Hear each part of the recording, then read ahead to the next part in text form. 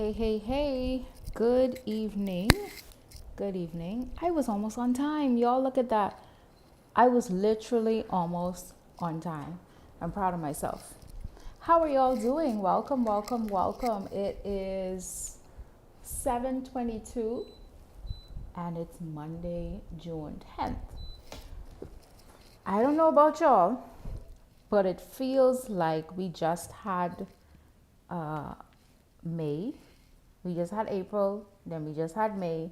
Obviously, we did, but the time is running, okay? Do y'all feel the time passing the way I feel? Because the time is passing and it's passing quickly, okay? So let's get right into it.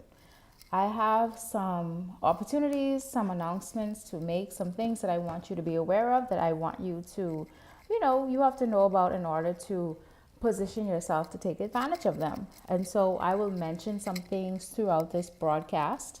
That's number one. Number two, first of all, let me say this now. I am taking this video down and I'm putting it in my video vault. I'm taking this video down as of Wednesday night. So you have 48 hours to watch this video and then I'm taking it down. If you want vault access, you have to sign up in with the link in the description, trapconsulting.com/newsletter. You have to sign up there in order to get access to this recording as well as some other ones, okay? So be mindful of that as well. I am quickly going to share this out and then I'm going to get started. But for those of you who are joining me now and watching me on the replay, my name is Shana Edgecombe. I go by Shana E. I am a pricing and positioning strategist. I love to talk about pricing. I don't mind talking about money. And one of the reasons why I started to talk about money was because as a creative, I found that so many of us have amazing skills, amazing talents, and then we freeze up when it comes to talking about money. I used to be one of those people, so I could tell you for sure that it is a thing. And so I started having conversations with people around me who, I'm surrounded by a lot of creatives and I have been so for years. And I realized that a lot of us had the same issues and problems, except that for me, I studied business, right? I have a business degree. I enjoy business. I enjoy talking about business. I enjoy strategizing. I enjoy thinking about how to position yourself and all of those different things. And so I said, you know what? Maybe I can be a solution. And so that's what started me on this infopreneurship, mentorship, coach consulting journey. So that's a little bit of background for you if you do not know me. I am a accredited small and medium enterprise consultant. I have been able to work with some amazing programs as a mentor or facilitator, including the Academy of Women Entrepreneurs, the OR program with the United States Embassy, with the Canoe Innovation Hub, which was a partnership with Canoe Pays, Crypto Isle, and Draper University based in Silicon Valley.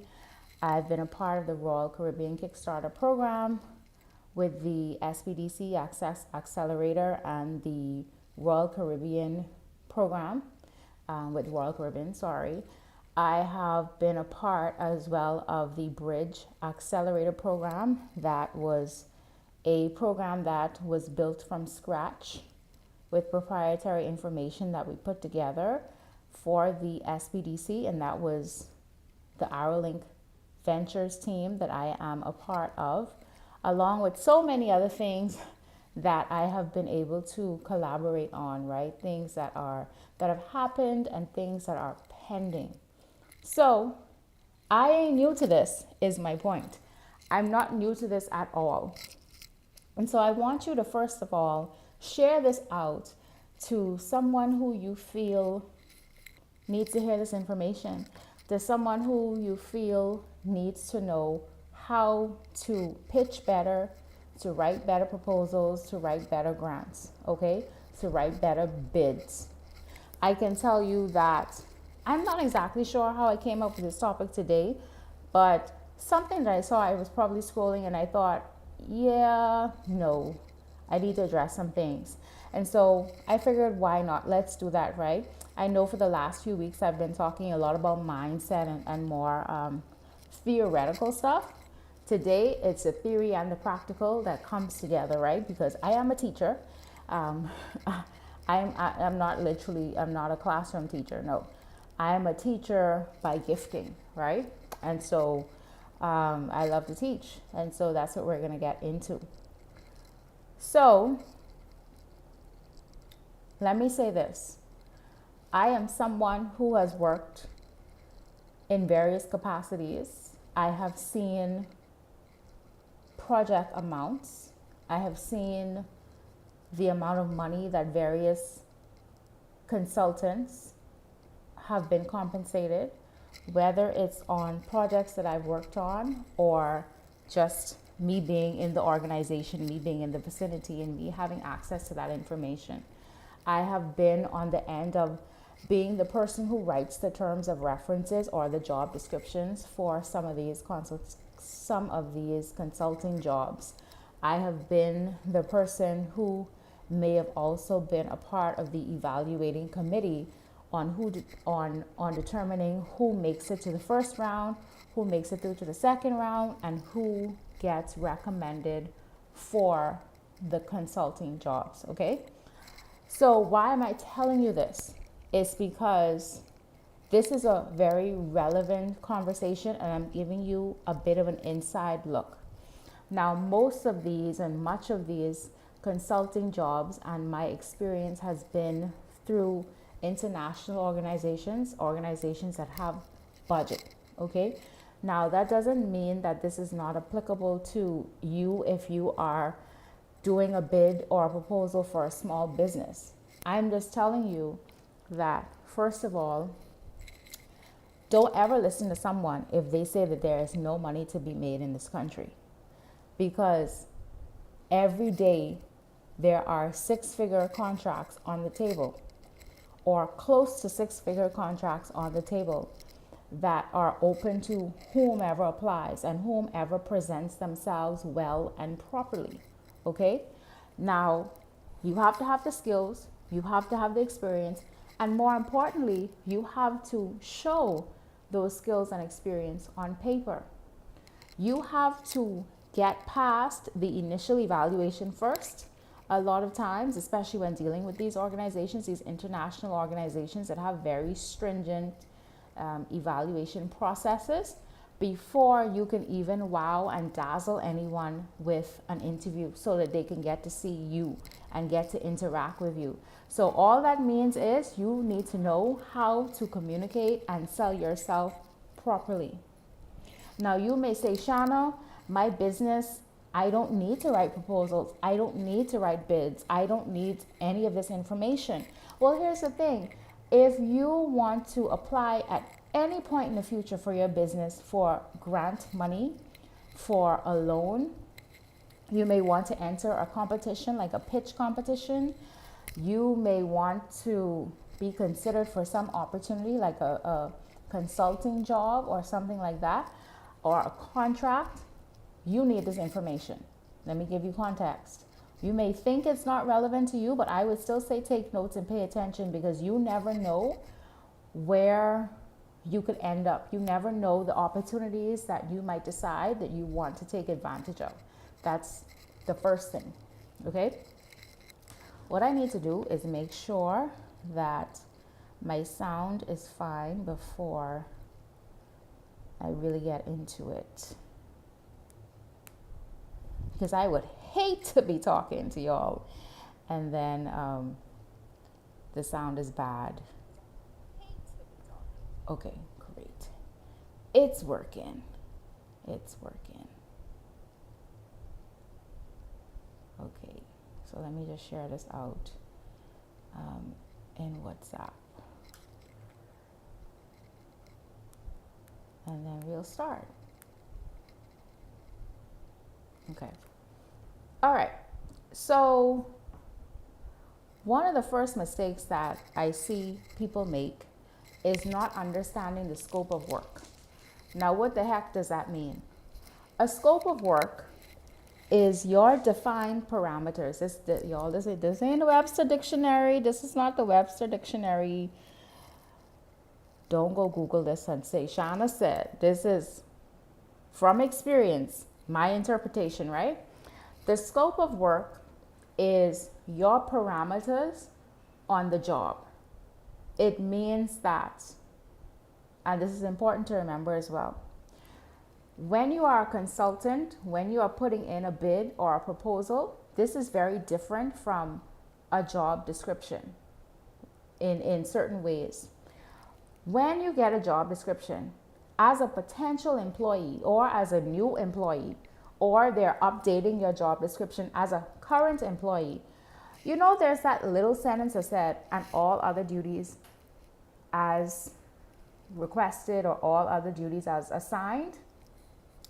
When you are working as a business, when you're working as a consultant, when you decide to provide services, all other duties as assigned does not apply to you. That is called scope creep.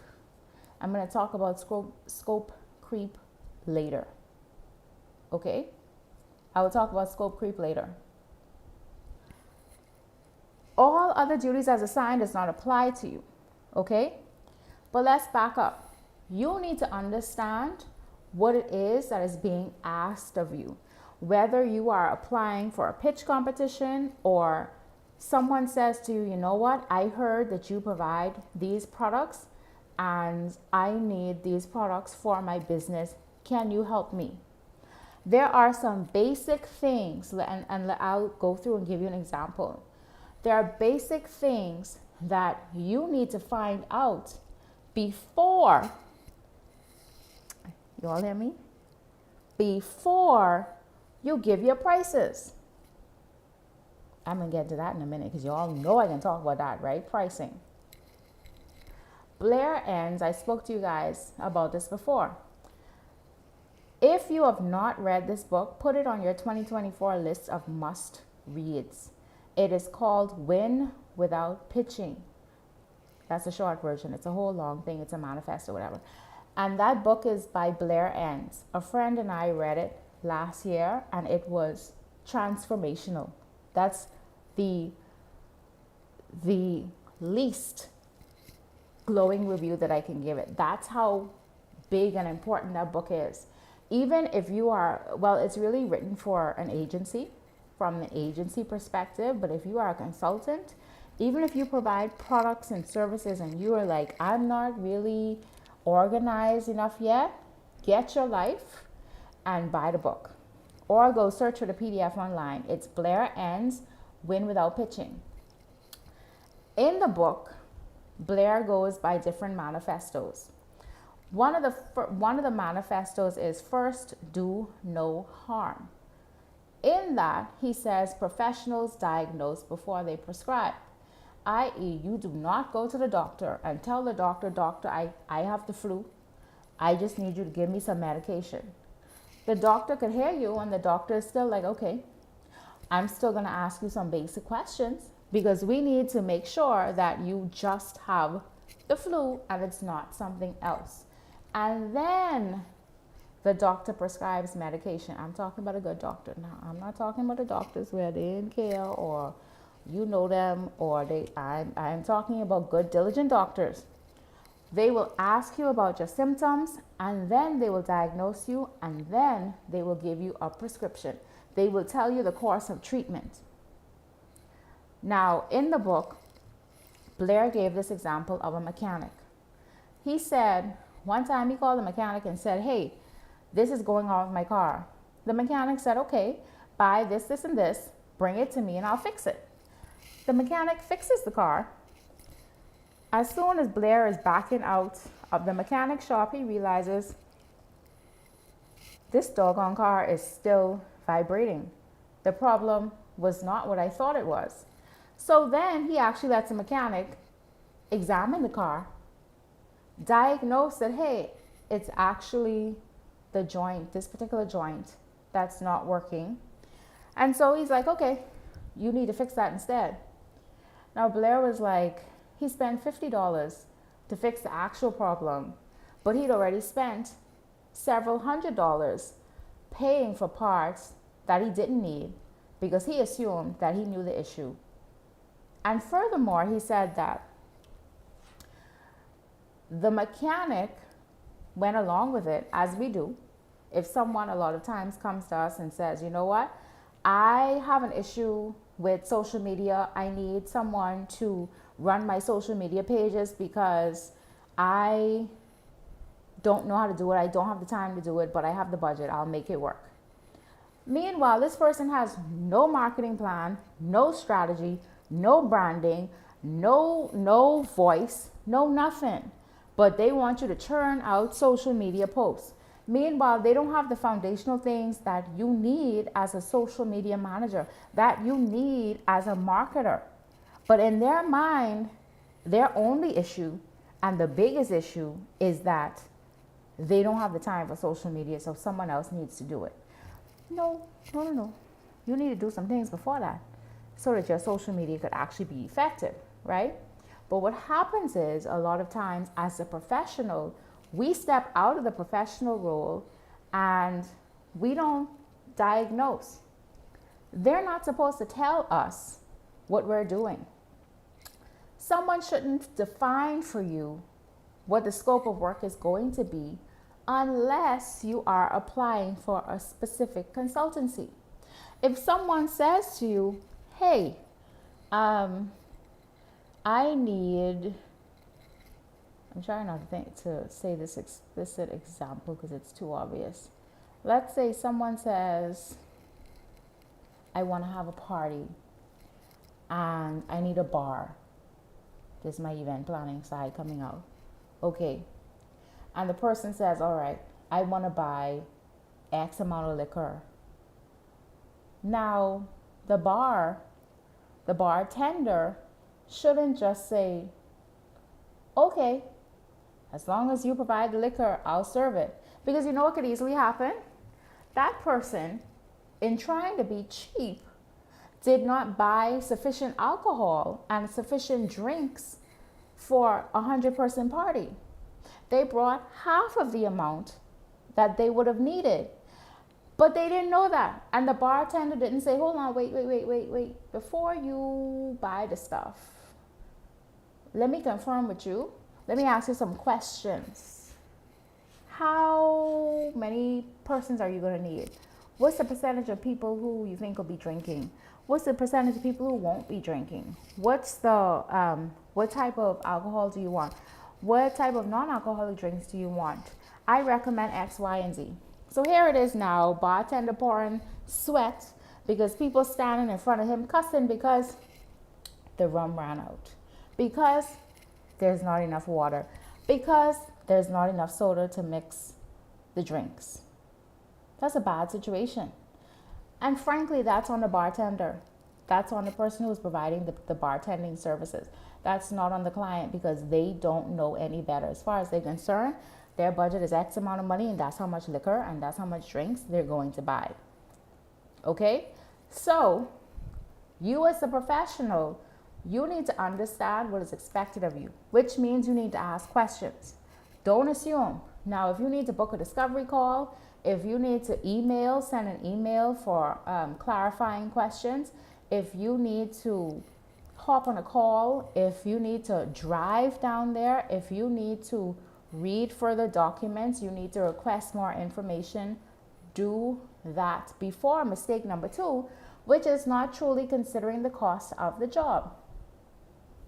There are so many of us, and I've been guilty of this time and time again in the past, where I think that I could estimate a job, right? And this was back when I did hourly rates. I could estimate a job. I'd say, oh, I think something is going to take 12 hours. Let me multiply that by my hourly, and then that's my rate. Except that in reality, I didn't think about, oh, I may need extra time for research. Or maybe because I didn't understand the scope of what I was supposed to be doing, I underestimated how much research I needed to do.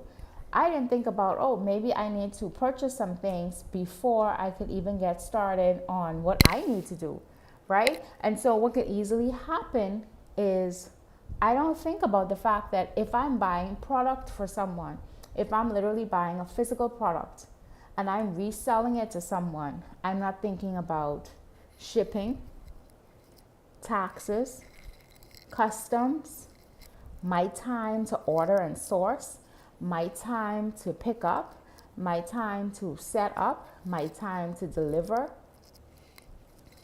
Y'all, a mess. I used to be one of those people. I talk to people on a regular basis who are those people unintentionally, right? Sometimes we can get so focused on providing the product or service that we don't sit and itemize, okay, what is it really going to take to do this job? You have to remember that. So let me make it applicable to a grant. Or if you're applying for a pitch competition, for example, or you have to pitch for money. One of the things that you have to say when you are asking for a loan or asking for grant money or seed money is there's something called use of funds. So you have to explain exactly how you're going to use this money. You can't just say, I need $50,000. What are you doing with the $50,000? That means the onus is on you to write down and itemize, okay, I need $3,000 for equipment. I need another $2,000 to buy a delivery van, whatever. Y'all just go with my numbers.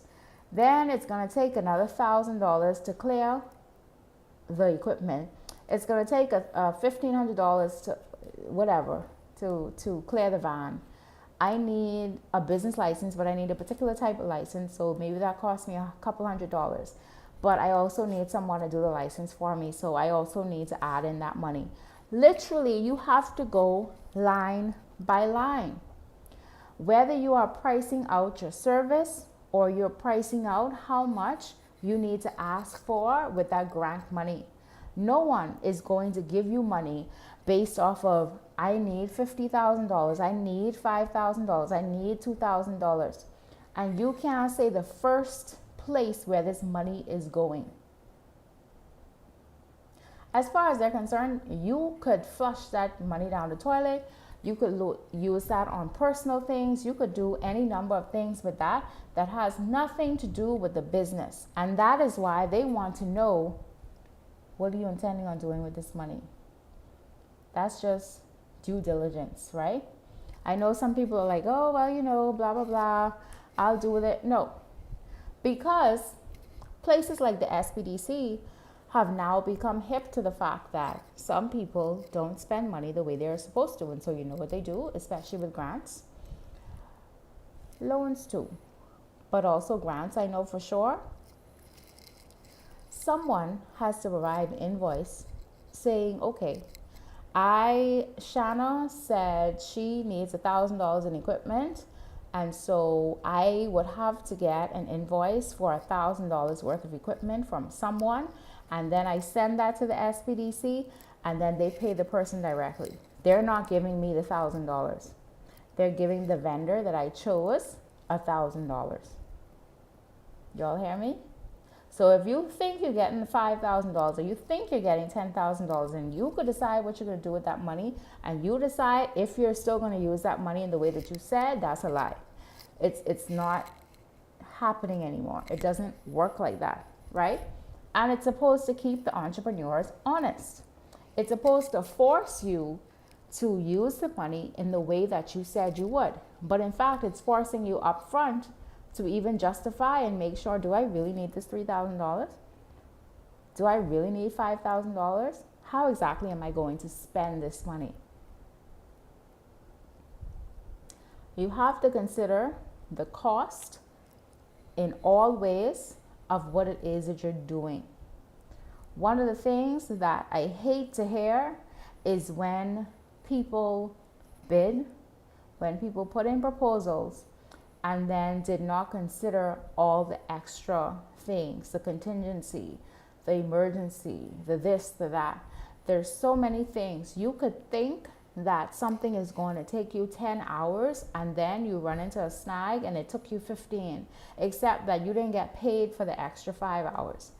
And on top of that, may I add that it's not a good look to have to go back to the client and say, oh, it took me longer. I need you to pay me that extra for that extra time. If I'm the client, I'm like, sweetie, you put it in writing that you were going to get it done in this time frame for this amount. That has nothing to do with me. That would be my response. Unless it's something that's like really glaring where the client was supposed to do something and then they didn't, which is hampering you from being able to do something. Unless it's something glaringly wrong like that, you're going to have to eat that cost. You will 100% have to eat that cost. If you misquoted, if you said, now you can go back if you need to, if you really need to, and you could say, you know what, we misquoted, this is the actual price, right? But even in that, that's a slippery slope. Because now you could come off looking questionable, you could come off looking like a liar, you can come off as looking slippery because you said one thing and now you're charging more for something else for the same service, okay? So be mindful of that. Another thing that I see, which is mistake number 3, is not properly showing your qualifications and expertise. Y'all, again, having worked with and for international organizations, when you're putting in for proposals, when you're answering requests for proposals, when you're answering terms of references, and you're applying for things, when you are putting in for bids, when they say this is the area of expertise that they are looking for, you have to explicitly state that you have that area of expertise. Because literally, and I'm telling you this because I have literally written the rubrics, the scoring evaluations against the terms of references and the things that were asked in it. If you don't have, like if it says that must have 5 years of experience in X, Y, and Z, and you don't have that, depending on who is part of the team that is scoring people, you could get a 0 if you have 2 years of experience, or you could get a 3 if you have 2 years of experience out of the 5. It really depends, right? And it depends on how strict, like what the conversation is and how strict they want to be. So I'm saying all that to say, don't think that, oh, everyone knows who I am, so everyone knows our work, so we don't really have to prove ourselves on paper. Yeah, you do. Especially for international organizations. I'm not going to call off any names, right? But especially for international organizations, especially for project-based businesses, y'all, if they say you must have a bachelor's degree and you have a bachelor's degree, but you didn't put that on your resume, which a lot of them ask you for resumes and other certifications and things to show your qualifications. Or if you don't include a resume and you just include a proposal or a bid, I can tell you now, for some of these organizations, you're not going to make it to the first cut. You won't make it. I literally remember that I was evaluating for a contract. It was a 6-figure contract.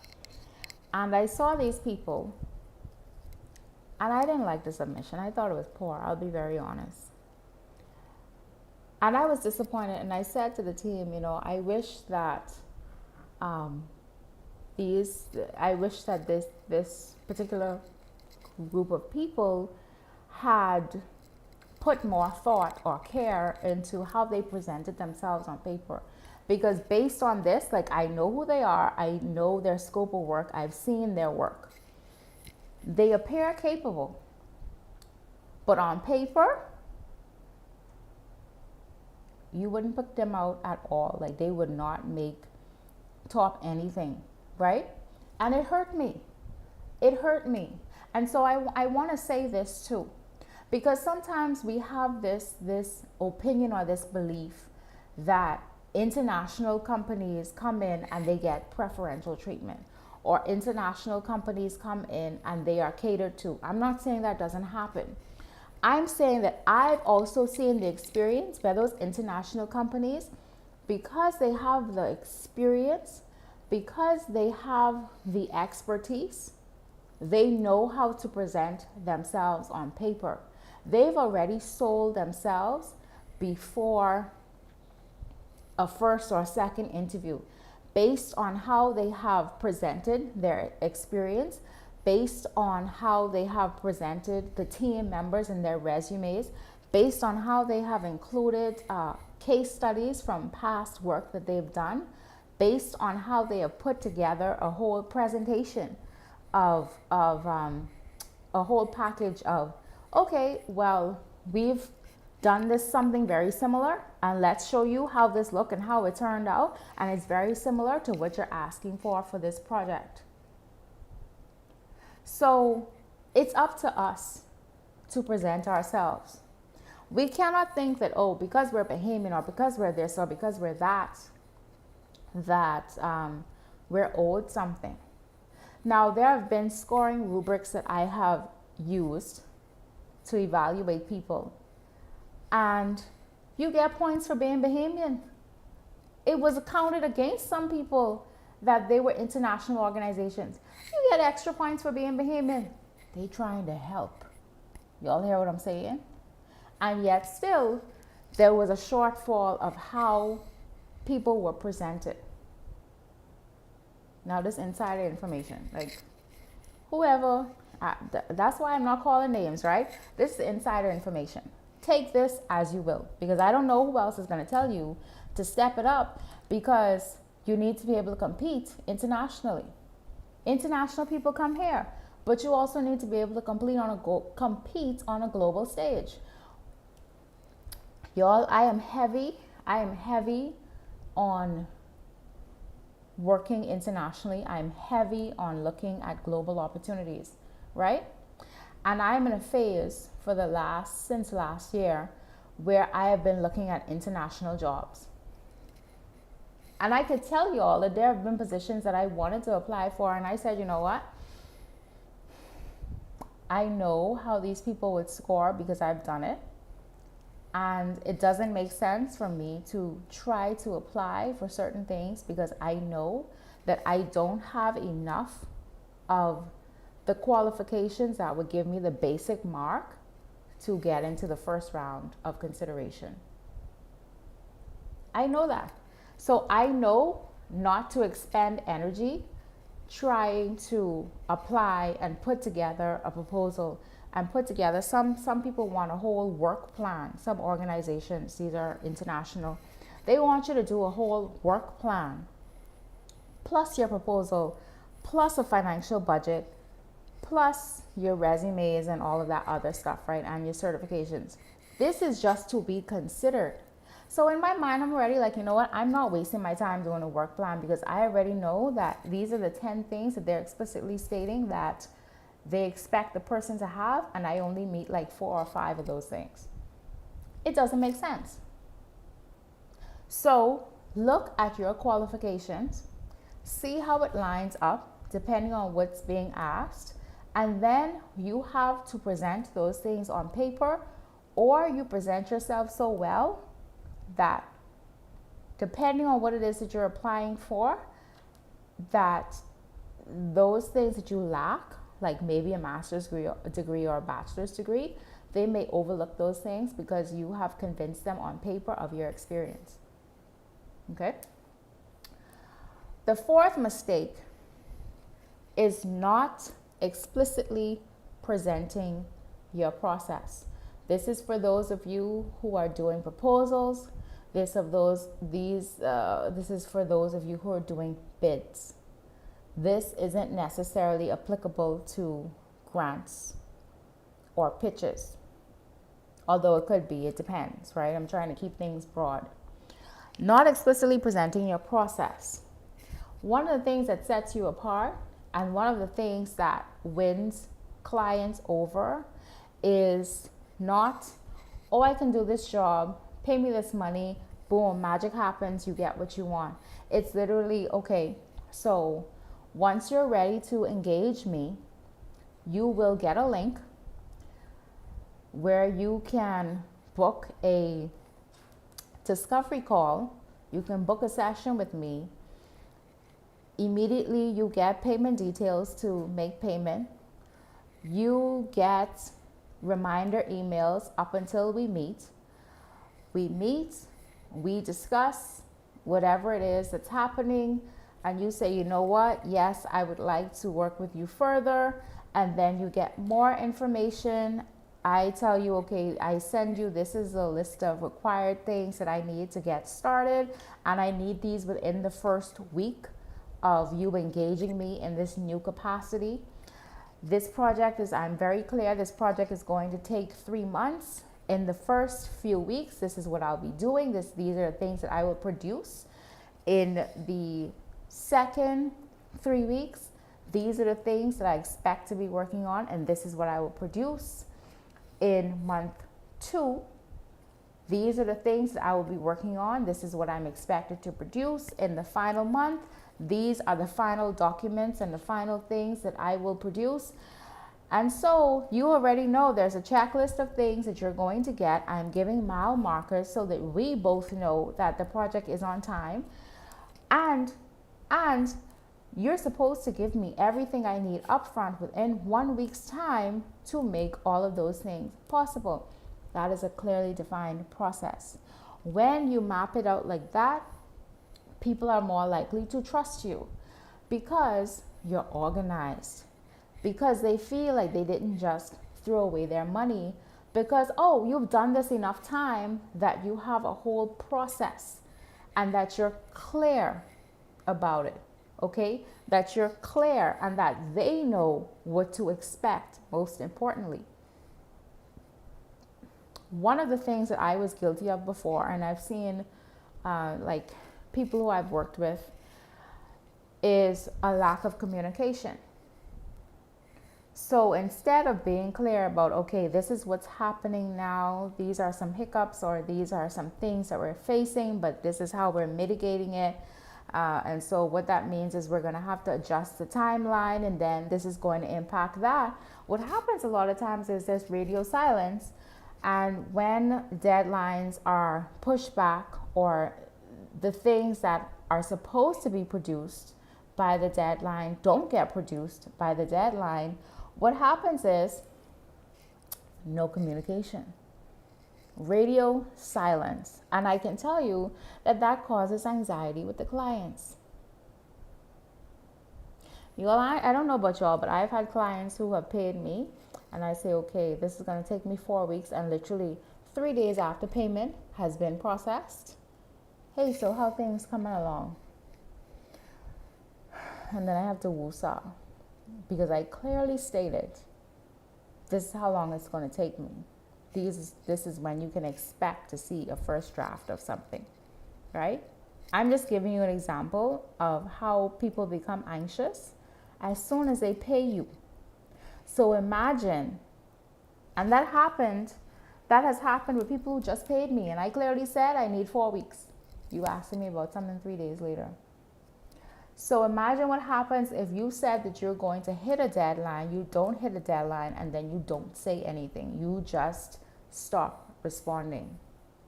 Unprofessional, unfair, increases anxiety for your client. Now, scope creep. And then I have 2 bonuses for you. Scope creep. You have to define your own scope of work. This is for bids and proposals. Okay? Even when it comes to grants and pitch competitions, you have to be very explicit about who you serve, what you do, what you sell. Okay? And if I hear, I am so glad I have not heard, I think I haven't heard it all 2024. If someone is asked who did they sell to and they say everyone, I have not heard that all 2024, and that does my heart good. Let me tell you, that does my heart good, because some of y'all make me itch. I've itched a lot over the years when I hear I sell to everyone. My reactions range from itching to I can't take you seriously anymore, right? But you don't know what you don't know, right? You don't know what you don't know. So you have to be very clear and explicit about what you're going to do and sometimes what you're not going to do. I learned this when it came to wedding planning clients. I explicitly, because I got some requests that I thought were outlandish, right?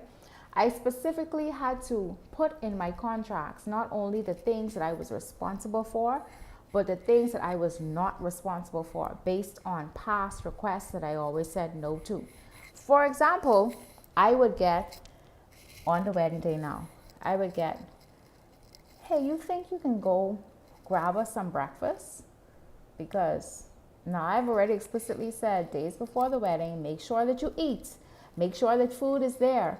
Do not walk into your ceremony starving because it's a long day. You might feel sick. You might feel nauseous. You can't be dehydrated. Let's not do this. You think you can go grab us some breakfast? I cannot. You think you can go run this down to someone? Go drive this?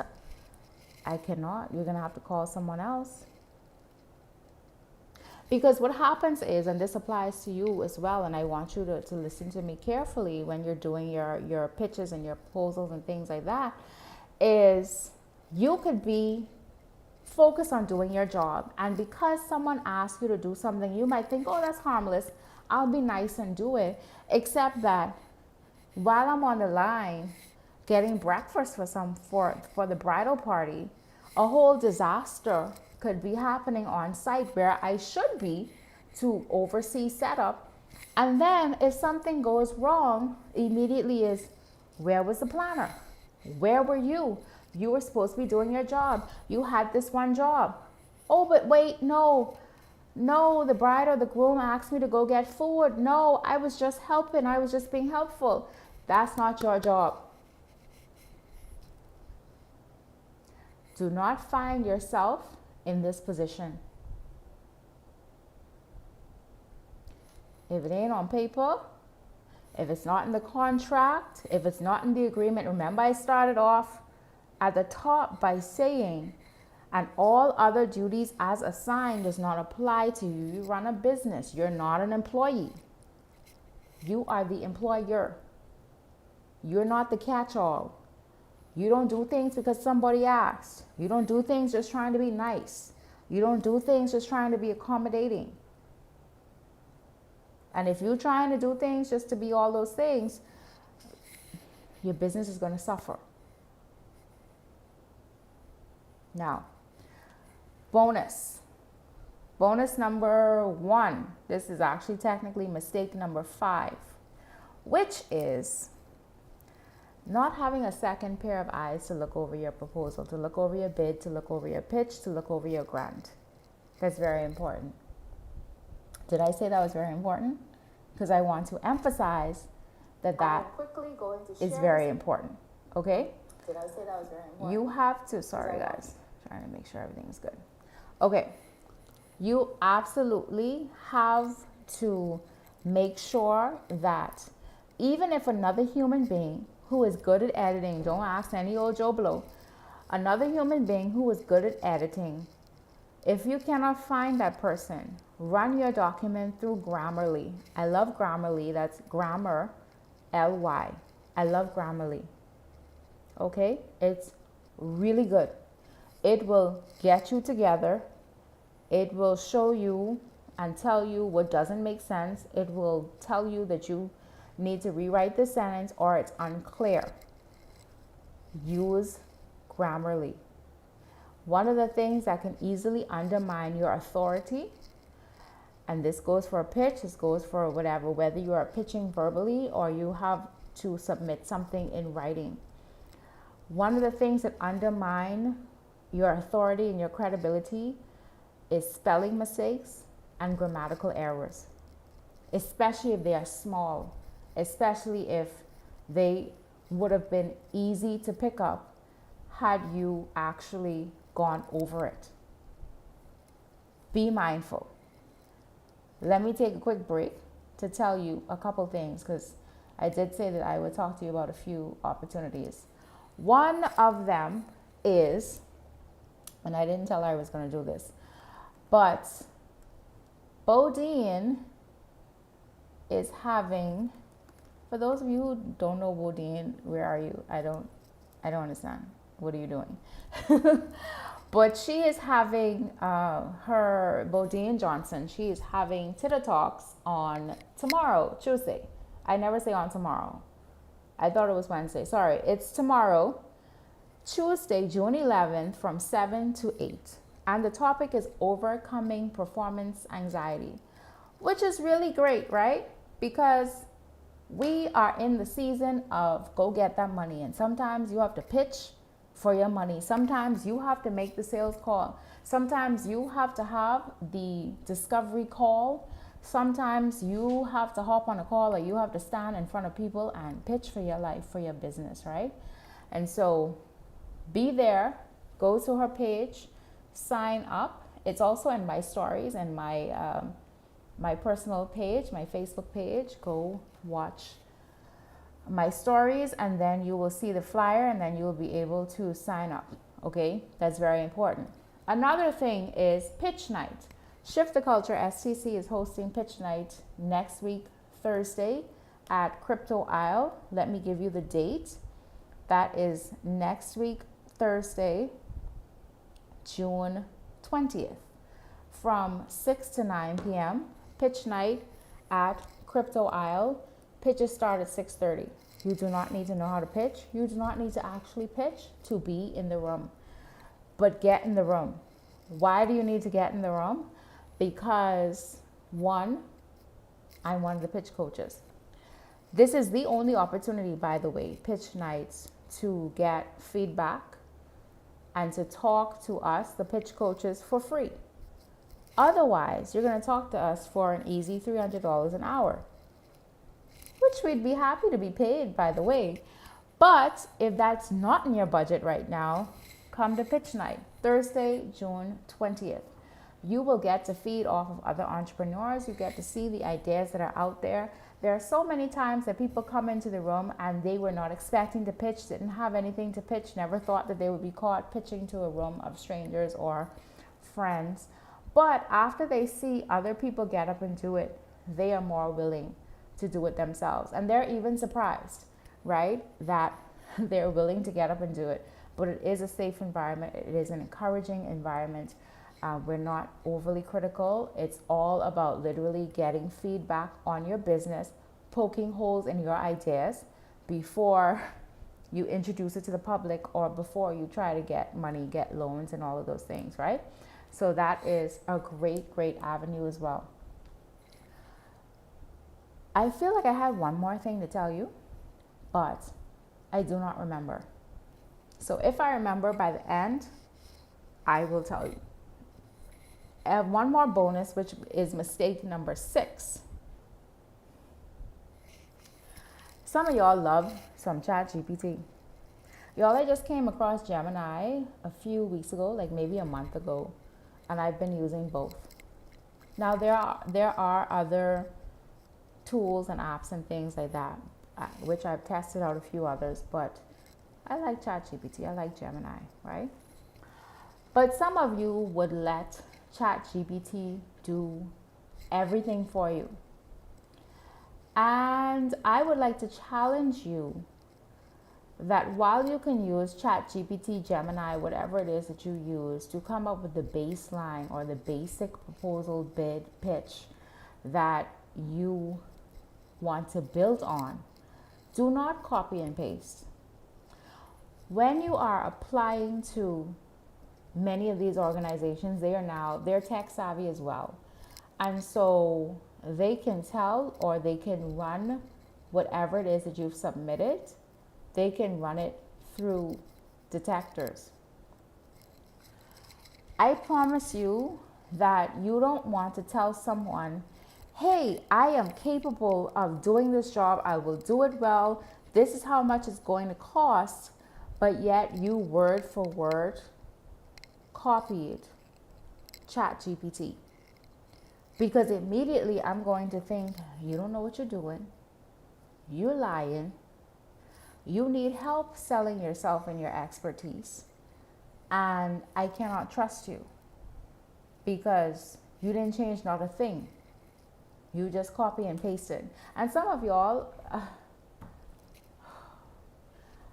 no, I won't go there. I will only say that don't allow ChatGPT to have you out here misrepresenting who you are and your abilities and your business, because you will get found out. That's the simplest thing I'm going to say. You will get found out. Like they will call your bluff, whoever they are, right? I talked about they last week. You will be found out. So there's no reason to try to fake it until you make it, or, oh, that sounds good, I'm just going to copy and paste this thing, this proposal, this whatever that you asked it to generate. Don't do that. Don't do that. I promise you, don't do that. Now, I'm remembering some other things I was supposed to tell you about. One, if you got an email about the Digital Divas grant opportunity from the SBDC, then congratulations. I actually completed it as well, and so I'm submitting because I can't help you all get money and then I'm not trying to do my own thing too, right? But I will say this, if you need help with getting your executive summary together, with getting there's another document that's supposed to be due with your application as well, go ahead and look up Polished Professionals Consultancy, Christina Dames. Amazing work. She has helped people get grant money before. And so I definitely would recommend her. Go look her up, PPC Management Ltd, or search Polished Professionals Consultancy. Okay? You don't gotta mention my name. She does not know that I was mentioning this at all. But go and look her up. Go look up Polished Professionals Consultancy to get help. Okay? The second thing is, actually, let me see if that closed already. Y'all, I will tell you that you should also get on my vault list, because you will also be signing up for my email newsletter that I'm going to launch very soon. Why do you want to be in my email newsletter? Because based on a lot of the programs that I have been a part of, including the Women's Entrepreneurship Program that I completed their certification with Cornell University, eCornell, I get a lot, like I think there's like a weekly or bi-weekly listing that comes out of grant opportunities globally that are available, and accelerators, grants and accelerators. Okay, what does that mean for you? It means that I'll share the opportunities. It means that the things that I get directly in my inbox, I will make you aware so that you can apply, so that you can take part in global opportunities, whether that's accelerators, whether it's, certifications. That Women's Entrepreneurship Certificate that I took in 2020 during the pandemic, that is something that I got in my inbox, right? And I'm a part of a lot of Facebook groups too, where opportunities are shared. And that's how I saw it. And those seats were sponsored by Bank of America. And they did not care if you were in the US or globally, you could sign up. That wait list, last time I checked, I don't know when they're offering it again, but that was like a 2-year wait list. It fills up quickly. Those are the types of opportunities that I will share with you when you join the newsletter. I'm not sharing those things on my wall all the time. I'm not sharing those things on my personal or Facebook professional business page wall all of the time, not even most of the time. I will be sharing those things to the people in my email list. Okay? So be aware of that as well. I don't ever want you to fall into the trap that you believe that there are no opportunities out there, or that you believe that there are no no money out there, no opportunities for you to expand globally, for you to expand your reach, to enter into a global network. There are opportunities out there, but it's easier when you're part of communities or you're connected with someone who is a part of communities. Okay, one of the things that I'm really excited about is that I got accepted into a regional accelerator, and so we start at the end of the month. I'm excited about that, and that's something that, because I saw someone in my network completed this, I thought, oh, let me go and do my own research and see what this is about. I applied for more information whenever they released it. I got the email saying, hey, we're now taking applications. I went through the process, and one of the processes was, hey, describe you and your business in 2 minutes, i.e., do a pitch, do a video. You all hear me? Video, 2-minute pitch. And the fact that I have been a facilitator or a mentor with the Academy of Women Entrepreneurs helped me, because I understand that there were probably certain things that they wanted me to touch on in the video. And so I mentioned those things because I've already been a part of scoring people for these types of programs. So I had inside knowledge as to what I should mention, what I didn't need to mention. Okay? And so I say all that to say, get connected, join the newsletter, trapconsulting.com/newsletter. Okay? If you have any questions, let me know. If you have any comments, let me know. I would be happy to answer them. I'm just making sure that I don't overlook anything right now in the comment section.